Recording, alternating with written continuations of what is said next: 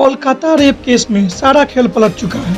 आरोपी संजय ने कुछ ऐसे खुलासे किए हैं जिसकी उम्मीद सीबीआई को भी नहीं थी। कुछ सीसीटीवी फुटेज ने तो सबको हैरान कर दिया है।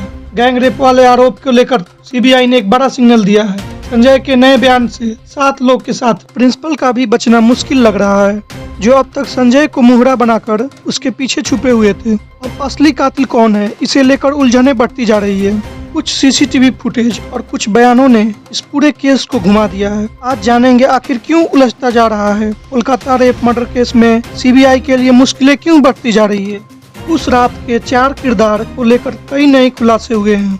सीबीआई के सामने सबसे बड़ा सवाल यही बन गया है कि उस रात लेडीज डॉक्टर के साथ संजय के अलावा और कौन कौन शामिल थे। सब कुछ जानेंगे विस्तार से। अब तक उम्मीद की जा रही थी कि सीबीआई ने पूरे केस को सॉल्व कर लिया है, लेकिन तभी संजय ने कुछ ऐसे बयान दिए हैं जिसे लेकर पूरे केस ने ही यू टर्न मार लिया है।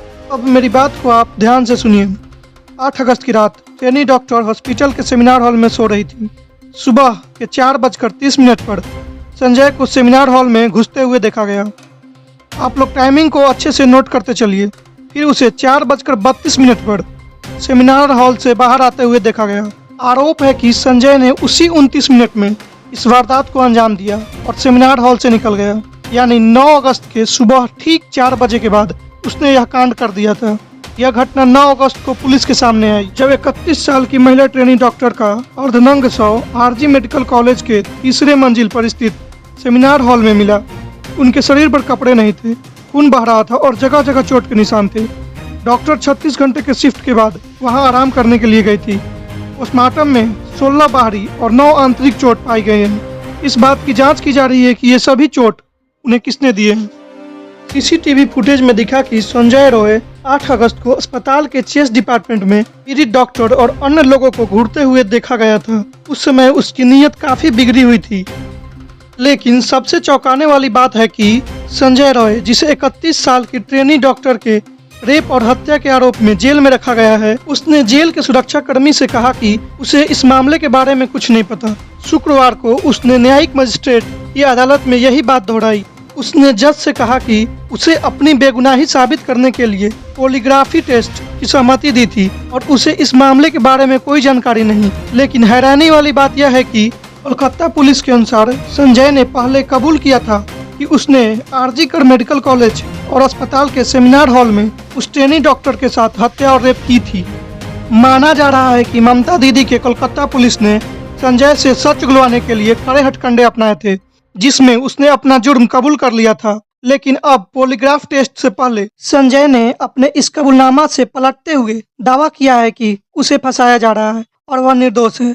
असली कातिल कोई और है, जिसमें कॉलेज के प्रिंसिपल का नाम बार बार सामने आ रहा है और इसी कारण बताया जा रहा है कि इस कांड में 7 लोग शामिल हैं। इस मामले की जांच कर रही सीबीआई और पुलिस ने संजय की बयान में कई विसंगतियां पाई हैं। एक अधिकारी ने बताया कि संजय जांचकर्ताओं को गुमराह करने की कोशिश कर रहा है। वह अपने चेहरे, पीठ और जांघ पर लगे चोटों और अपराध के समय इमारत में अपनी सीसीटीवी में मौजूदगी के बारे में कोई स्पष्ट जवाब नहीं दे पा रहा है। इस वक्त संजय जेल में कैद है। उसकी निगरानी के लिए सेल के बाहर सीसीटीवी कैमरे लगाए गए हैं ताकि उस पर किसी प्रकार के हमले नहीं हो पाए और न ही वह आत्महत्या करने में सफल हो पाए। पिछले सप्ताह संजय की मनोवैज्ञानिक प्रोफाइल में पाया गया है कि वह एक विकृत व्यक्ति है और पोर्नोग्राफी का बहुत बड़ा आदी है।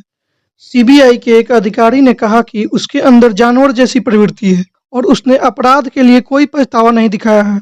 यानी ये एक पोर्न आदमी को जानवर बना सकती है। संजय ने अचानक एक बयान देकर सीबीआई अधिकारियों को हिला डाला है।